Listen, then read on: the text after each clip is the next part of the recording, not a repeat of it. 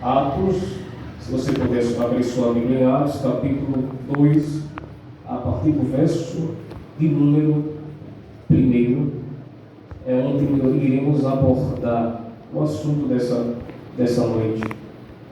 Glória a Deus. Atos capítulo 2, a partir do verso 1, a descida do Espírito Santo de Deus.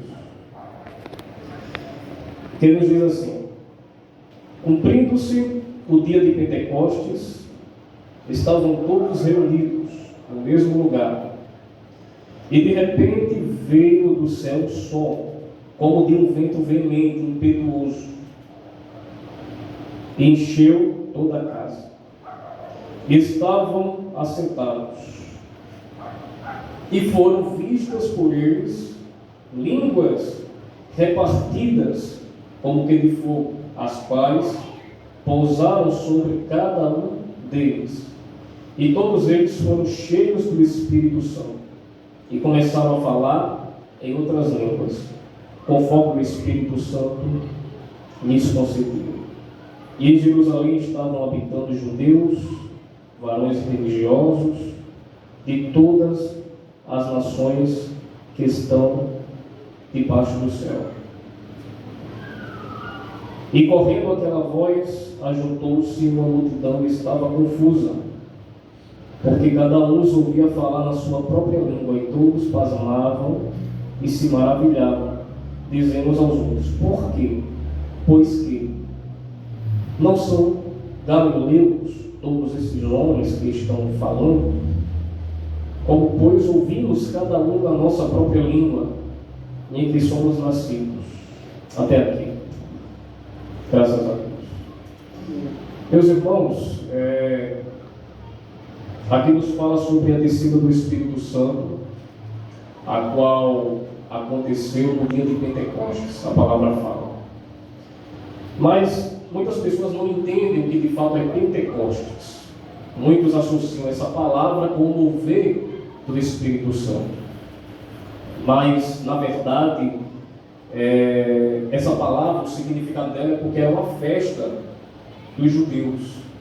Porque Deus ordenou ao povo israelita no Antigo Testamento que eles fizessem 3 festas. A primeira festa, como diz a palavra, era a Páscoa. Aí a segunda festa era a festa de Pentecostes, que era conhecida como festa das colheitas.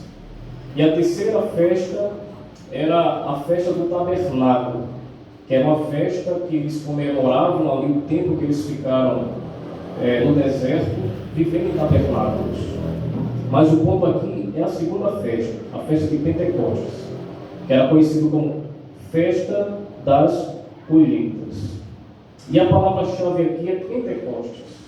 Então, é uma palavra que foi dada pelos gregos, porque eles adaptaram essa palavra, porque naquele tempo os gregos era quem dominava o mundo, era a língua mundial, a língua dominante. Então, com isso, eles trocaram o nome de festa das colheitas para a festa de Pentecostes, que era uma festa que acontecia 40 dias depois da Páscoa. Então, eles tinham que festejar essa festa.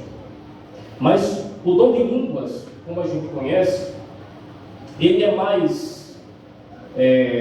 revelado, vamos dizer assim, ele é mais escrito nas igrejas pentecostais, como a Assembleia de Deus, Deus é amor, né? São igrejas pentecostais. Mas as igrejas tradicionais, como presbiteriana, batista, elas não são muito de crer nessa manifestação para o dia de hoje, porque o dom de línguas ele só veio se revelar há mais ou menos 100 anos depois. Ele aconteceu no dia de Pentecostes, ele se manifestou em alguns momentos depois do dia de Pentecostes, e ele passou ali quase 2000 anos, sem ninguém ter essa manifestação no meio da igreja, sem ninguém procurar.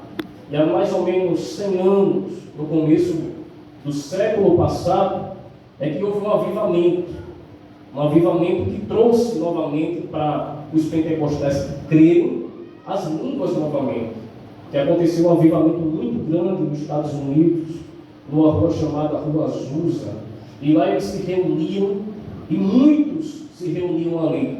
Mais de 1000 pessoas às vezes se reuniam em um local. E eles começaram ali a falar novas línguas. Eles começaram ali a trazer na crença deles aquele dom novamente. E ali se espalhou pelo mundo e chegou até nós, assembleanos. Mas, antes disso, por quase 2000 anos, não havia a manifestação desse dom, não havia procuras para esse dom, para se manifestar na vida da igreja. E aí o Espírito Santo, ele veio, como diz aqui a palavra, numa condição de capacitar os apóstolos. Porque o Espírito Santo, ele sempre agiu no Velho Testamento. Às vezes a gente acha que o Espírito Santo, ele só estava presente quando Jesus ressuscitou e subiu aos céus. Mas a palavra diz que Davi, ele disse no seu coração: não retires, não afastes de mim a tua presença, e não retires de mim o teu Espírito. Então o Espírito Santo, ele já age desde o tempo da criação, no Velho Testamento. Mas agora ele vem com uma missão diferente sobre a igreja. Depois da ascensão de Jesus, quando ele sobe aos céus, é assunto aos céus, e quando ele sobe, ele diz: eu enviarei um Consolador, para que fique com vocês. Então agora, o Espírito Santo, ele vinha numa missão de capacitar os apóstolos, capacitar a igreja para proclamar o Evangelho. Essa é a missão agora desse dia de Pentecostes. A descida veio para isso, para capacitá-los para pregar o Evangelho. Então eles precisavam ser capacitados, revestidos. E o que é o que é ser revestido pelo Espírito Santo? Ser revestido é igual você, para dizer algo aqui mais claro, mais simples, é como você no dia de frio, você coloca uma camisa, por exemplo. Aí está muito frio, aquela camisa não é suficiente para lhe aquecer.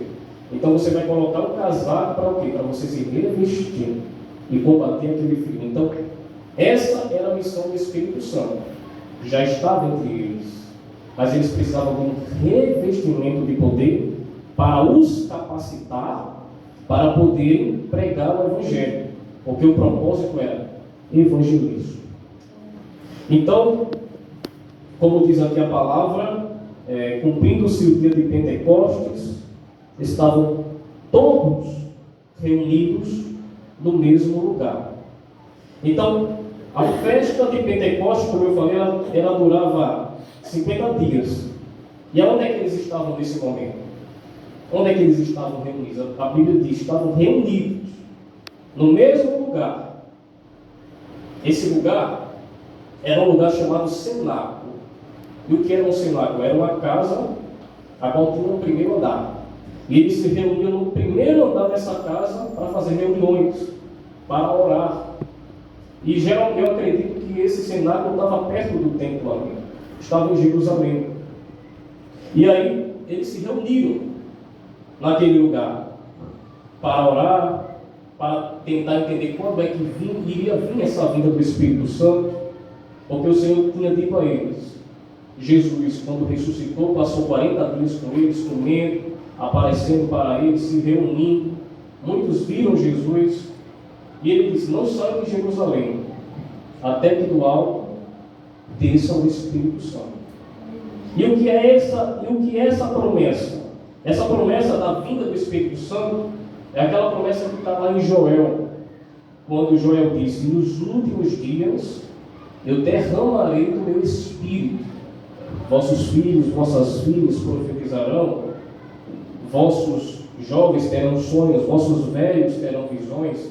Então essa era a promessa que estava lá em Joel e que Jesus também tinha prometido, e disseram aos apóstolos: fiquem em Jerusalém, até que do alto eu mande o Espírito, porque ele precisava subir para que o Espírito Santo viesse descer, agora com a missão de capacitar. E aí eles aguardam, eles estavam proibidos de sair de Jerusalém. Então Jesus proibiu todos os apóstolos não saírem de Jerusalém. Então eles ficaram lá, dentro desse cenáculo, ali em Jerusalém. aguardando a descida, mas eles não sabiam quando, como e onde iria acontecer esse evento. Eles só tinham que ter fé e aguardar o Senhor mandar o Espírito Santo sobre as suas vidas. E a palavra diz que eles estavam onde? Reunidos no mesmo lugar. Agora, quem eram essas pessoas que estavam reunidas? Se a gente ler aqui, de primeira a gente não consegue ver. Mas os que estavam lá reunidos eram os apóstolos, eram as mulheres, era Maria, mãe de Jesus, e mais 120 pessoas que formavam ali uma comunidade, a qual estavam ali reunidos, judeus reunidos naquele lugar. E a palavra diz que foi nesse período também que foi escolhido mais um apóstolo, porque Judas havia traído Jesus, se suicidado, e tinha ficado apenas 11. E aí Pedro, ele escolheu mais um, chamado Matias, para completar os 12, para poder realmente estar completo ali. E aí eles ficaram lá reunidos, e a palavra diz assim, que eles, no cenáculo, com os 120, Maria, os apóstolos, todos ali, a palavra diz que de repente, no verso 2 diz, e de repente veio do céu um som, como de um vento impetuoso, e encheu toda a casa em que estavam assentados. Então essa palavra de repente prova isso, que eles não sabiam a hora, eles não sabiam o momento, eles não sabiam como. Ou seja, quando fala de repente é porque o Espírito Santo os pegou de surpresa. Eles não intercederam, eles não clamaram, mas eles estavam apenas reunidos. Por que eles estavam só reunidos? Porque a palavra diz que eles estavam sentados. E geralmente o judeu, quando ele orava, ou ele orava de joelhos, ou ele orava com as mãos abertas, olhando para o céu. Então eles não estavam clamando, eles não estavam buscando, eles estavam aguardando. Então o Espírito Santo, quando agia, ele pegava de surpresa quem queria, onde queria e como queria. E assim foi com os apóstolos. O Espírito Santo pegou eles de surpresa naquele momento. Então eles não sabiam que a descida ia ser ali. Eles apenas estavam aguardando. Mas eles não sabiam que o Espírito Santo iria descer naquele momento. E a palavra diz aqui que estavam todos reunidos. E ali naquele momento aparecem 2 sinais. Quando o Espírito Santo ele vem, a palavra diz que o primeiro sinal que aparece, como diz aqui a palavra, é um vento. E veio do céu um som, na verdade. E veio do céu um som como de um vento veemente e impetuoso. Só que muitos dizem que foi um vento que entrou ali, mas não foi. O que a palavra diz é que foi um som, igual de um vento. Então aquilo servia para quê? Para nos alertar que algo ia acontecer. Como alerta, algo está acontecendo. Alguma coisa está vindo. Então, o som serviu para alertar que era o Espírito que estava chegando. E o som ali entrou dentro daquela casa, que até era tão alto, que se dava até para ouvir fora da casa. Tanto que atraiu uma multidão, quando aquele som foi ouvido. Um som como um vento, como um vendaval mesmo, como um furacão chegando. E ali, com certeza, aquilo alertou eles. E as pessoas de fora escutaram, até que atraiu também uma multidão. Porque naquele tempo, eles estavam em festa, e quando tinha festa dentro de Jerusalém, vinha pessoas do mundo inteiro, ali na área do mar Mediterrâneo, tanto do Egito, de Roma, da Pérsia, para essa festa. Então vinham estrangeiros, vinham judeus que moravam em várias partes de outras regiões ali perto de Jerusalém, e foi um som tão alto que aconteceu ali, o Espírito vindo, que atraiu essas pessoas. Agora, o que é interessante é saber por que foi um som de um vento. Por que não foi outro tipo de som? Por que ele não se manifestou de outra forma? Porque a palavra vento no grego é a mesma coisa para espírito, que seria a palavra pneuma, e pneuma no grego é espírito. Então vento e espírito é a mesma coisa. Então aquele vento que estava vindo não era um som, um simples som, mas era o Espírito Santo chegando, alertando que estava vindo a descida para os capacitar agora. É tanto que lá em Êxodo, para provar isso, que o Espírito é como um vento, perdão, lá em João, vou até ler aqui, João capítulo de número 3, e verso 8, para os irmãos entenderem melhor essa parte. João capítulo 3 e verso 8 nos diz assim. Deixa eu ver se é isso mesmo. João capítulo 3. Isso. O vento assopra onde quer, e ouves a sua voz, mas não sabes de onde vem, nem para onde vai. Assim é todo aquele que é nascido do Espírito.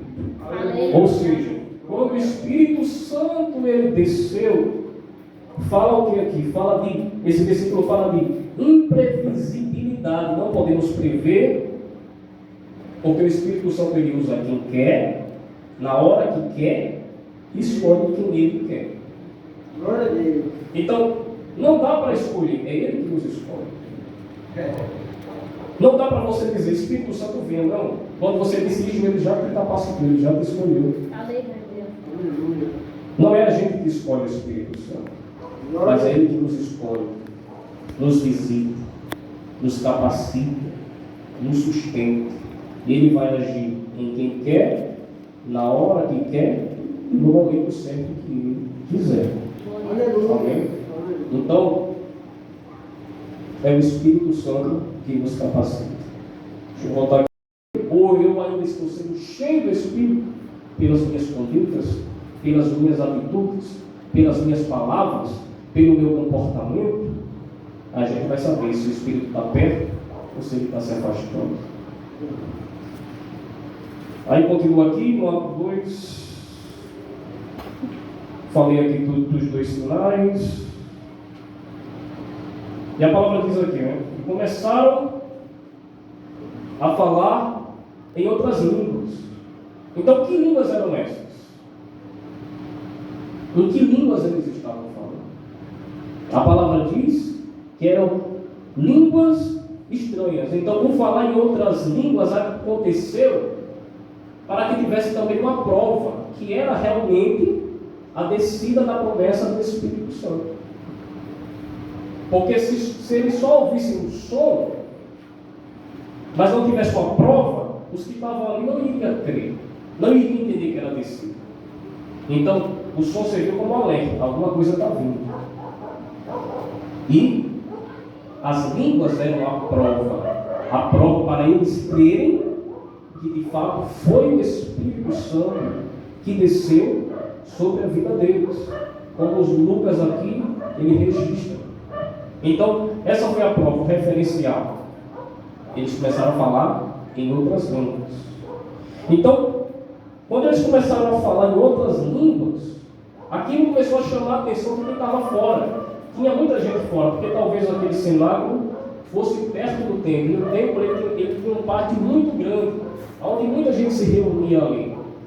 E ali tinha muitos estrangeiros, então talvez esses estrangeiros, escutando aquele barulho todo, ficaram curiosos, espantados, chamaram a atenção e eles foram para ali.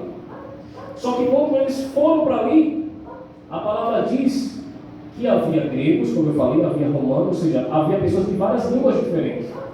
Mas quando os apóstolos começaram a falar em línguas, cada um conseguiu ouvir na sua própria língua materna.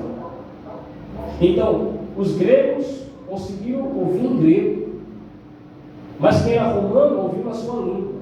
Mas quem era da Fenícia, os egípcios, ouviram também na sua língua. Então, cada um conseguiu ouvir aquela mensagem na sua própria língua. Então, isso foi a maior prova. Foi algo consciente. Foi algo claro que é o Espírito Santo. Porque esse era o propósito das línguas naquele momento. Era para que a mensagem fosse universal, para que todas as nações, tribos, religiões, povos pudessem ser ali unidos por uma só mensagem. Então todos ouviram na sua própria língua, a língua da Mesopotâmia, o grego, o hebraico, o copta do Egito, e entre outras línguas que haviam de pessoas estrangeiras ali. Então falar em línguas foram os apóstolos que começaram a falar. Mas por que eles começaram a falar em línguas? Porque não outro sinal. Eles poderiam ter uma visão ali, Deus poderia abrir uma visão, Deus poderia fazer com que eles ficassem qualquer outro sinal, mas não, Deus escolheu as línguas como sinal da descida. Então há duas interpretações aqui, o porquê Deus escolheu as línguas. A primeira interpretação é porque os sinais, o sinal das línguas, queria representar a Torre de Babel, só que ao contrário. Porque a palavra diz que em Babel as línguas foram o quê? Separadas. Porque no tempo da Torre de Babel era uma língua só. Aí o que aconteceu? O povo daquele tempo queria construir uma torre que chegasse até os céus. E com isso eles se rebelaram. Fizeram o que era mal aos olhos do Senhor. Então, para que o projeto viesse a acabar, o Senhor fez com que confundiu as línguas. Então ninguém podia entender mais ninguém. E aí o projeto da Torre de Babel, ele havia cessado. Então, em Pentecostes, as línguas eram para isso, era para unir as pessoas novamente. Porque antes as línguas separavam no tempo da Torre de Babel. Mas agora havia várias pessoas, várias línguas, e todos escutaram a mesma mensagem na sua própria língua. Então, a primeira interpretação do porquê as línguas é porque o Espírito Santo queria unir o povo de várias nações, de várias línguas, para serem unidas pelo Evangelho de Jesus, para que a mensagem fosse uma só, e todos, de todas as nações, pudessem entender a mesma mensagem. É como se fosse simbólico para representar isso. As línguas, todas unidas, sendo um só povo. E a segunda interpretação, o porquê eles começaram a falar línguas, era para falar da universalidade do Evangelho, pois até aquele momento o Evangelho estava restrito apenas para Jerusalém. Porque quando a promessa do Messias ele veio, que os profetas já falavam, que o próprio Davi já falava, essa promessa não era para a gente. De primeira, essa promessa seria para o povo de Israel. Então quem aguardava o Messias era o povo judeu, eram os hebreus, que desde a criação foi prometido. Quando o homem caiu, aí Deus disse: eu mandarei um que esmagará a cabeça da serpente. E os profetas profetizaram sobre esse Messias. O próprio Davi, Deus prometeu a ele que o Messias viria da sua descendência. Então, essa promessa era para os judeus. Só que Jesus disse, a palavra diz, que ele veio para os seus, ou seja, os judeus, mas eles não o receberam. Mas a todos agora que quiserem o receber, serão feitos filhos de Deus. Então a porta se ampliou, porque os judeus de primeiro os rejeitaram. E aí vem essa promessa do Messias, a qual vem da descendência de Davi. Então Jesus era da tribo de Judá, era filho de Davi. Davi também era da tribo de Judá. É por isso que quando o cego grita Jesus, ele diz filho de Davi. Então naquele momento o cego já tem um discernimento. Esse é o Filho de Deus enviado. É por isso que ele grita, ele não grita Jesus, ele diz filho de Davi. Da promessa que Deus prometeu que iria vir dessa descendência do rei Davi. Tenhas misericórdia de mim. Então, essa promessa veio para os judeus, mas ela se ampliou. Só que até aquele momento, Jesus disse, não saiam de Jerusalém. Então, até aquele momento, não eram para todos, eram apenas para os judeus. Aí quando descesse o Espírito, é que eles poderiam fazer o que Jesus ordenou: ide por todo mundo e pregai o Evangelho a toda a criatura. Aleluia. Eu queria ler aqui Marcos, capítulo 16, para entender melhor. Marcos 16, verso 15. Eu tenho duas perguntas. Certo. E disse-lhes: ide por todo mundo, pregai o Evangelho a toda criatura. Quem crer e fosse batizado será salvo, mas quem não crer será condenado. E estes sinais surgirão, seguirão aos que crerem em meu nome: expulsarão demônios, falarão novas línguas, pegarão as serpentes, e se beberem alguma coisa. 16:15 de Marcos. Isso. E pegarão as serpentes, e se beberem alguma coisa mortífera, não lhes fará mal, dano algum. E imporão as mãos sobre os enfermos e os curarão. Aleluia. Então agora a promessa, depois da descida do Espírito Santo, seria para que os apóstolos viessem agora a evangelizar, seguir essa ordem. E aí no verso 4, continuando aqui, verso 4, capítulo 2 diz: e todos foram cheios do Espírito Santo e começaram a falar em outras línguas conforme o Espírito Santo lhes concedeu. Então, eles começaram a falar em línguas, mas conforme o Espírito Santo lhes concedia, e não como eles queriam. Então, não era uma coisa que eles podiam provocar. Eles falavam conforme o Espírito. Eles não podiam provocar nada, eles não estavam chamando o Espírito Santo. Mas foi o Espírito Santo que desceu e eles falavam conforme o que o Espírito Santo colocava na boca deles. Então, o falar em línguas aqui quer dizer que não se ensinava, não se ensina a falar em línguas. É o Espírito Santo que provoca. Então ele provoca em você e em mim. Mas a gente não pode ensinar. É por isso que eu não entendo quando algumas pessoas dentro da igreja começam a gritar ali no povo, e aí começa a falar, começa a orar em línguas aí. Às vezes a pessoa está desapercebida, está preocupada, está longe. É óbvio que ela não está falando em línguas do Espírito. Porque para falar em línguas do Espírito tem que estar ligado. Tem que estar com o coração aberto, tem que estar em espírito, para que o Espírito possa revestir, possa descer, possa se manifestar. Então quando alguém disser assim, começa a falar em línguas, a maioria quando começar a falar língua, está falando de boca para fora. Porque isso aí tem que estar centrado, tem que estar em espírito mesmo. Se a sua cabeça estiver longe e começar a falar, não vai ser o espírito, vai ser emoção. Aí a gente tem que ter discernimento para entender o que é emocionalismo e o que é enchimento do Espírito Santo com racionalidade. Aleluia. Porque quando o Espírito Santo ele toca, a gente entende. Ele não tira o nosso racional. A gente está consciente, sabe que é Ele que está ali. Então, Ele é que vem. Ele é que provoca. Quando a gente tem um coração aberto para o Senhor. Então, já se passou quanto tempo, pastor? Já sabe dizer mais ou menos, passou 40, 50, está perto? Passou 40. 40 minutos, então foi rápido. Na moça até 9 horas. Certo, certo. Então, irmãos,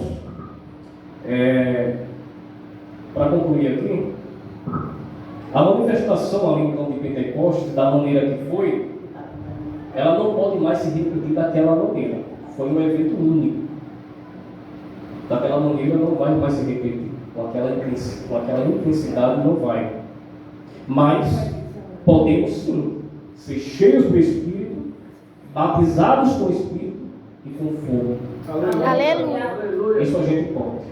Podemos sim experimentar, como a palavra nos fala, O poder de Pentecostes, aquele mesmo poder e aquele efeito, pode vir sobre as nossas vidas. Não tem, alguns acham, muitos estudiosos, muitos teólogos, os mais tradicionais, acham que aquilo foi um evento só naquele momento. Que as pessoas não podem ser mais batizadas, não podem mais falar em línguas, que esse dom só foi para a capacitação daquele momento. Mas a Bíblia também diz que a gente pode ser cheio do Espírito Santo.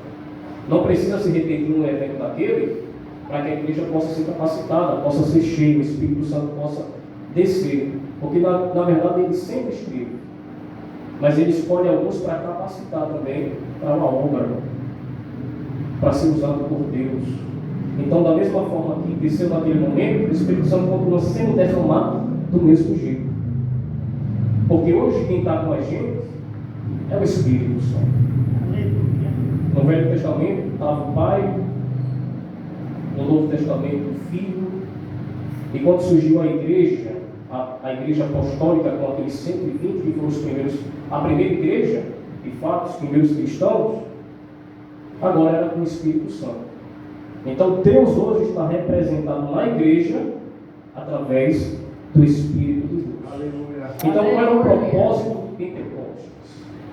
Era só esse: o Espírito Santo, a qual foi prometido aos profetas, a qual foi prometido lá na criação da queda do homem, a qual foi prometido a Davi, que iria vir da sua descendência, a qual o profeta conhecido como messiânico Isaías falou tanto sobre ele, é que agora ele foi enviado e está entre nós. Então esse é o propósito desse dia de Atos 2. O Espírito Santo, ele foi enviado. Então quero deixar aqui 2 versículos para a reflexão dos irmãos a respeito do Espírito Santo. O primeiro está lá em Gálatas, capítulo 5, e verso 22. Quero deixar para a reflexão dos irmãos esse versículo. Gálatas, capítulo 5, é até conhecido. Capítulo 5, verso 22, que nos diz assim, a palavra do Senhor. Mas o fruto do Espírito é. Aí aqui a gente vai saber quem tem os frutos. O fruto do Espírito é caridade, ou seja, amor, gozo, paz, longanimidade, benignidade, bondade, fé, mansidão e esperança. Então, quando temos o Espírito Santo, é isso que a gente tem na nossa vida. É esses frutos que ele coloca. É o amor, é o gozo, é a paz, é a longanimidade, é a bondade, é a mansidão e a temperança. Agora eu vou ler aqui em João capítulo 14, que também fala do Espírito Santo, verso 16, que nos diz assim, Jesus falando. Isso, João 14, 16. E eu rogarei ao Pai, e Ele vos dará outro Consolador,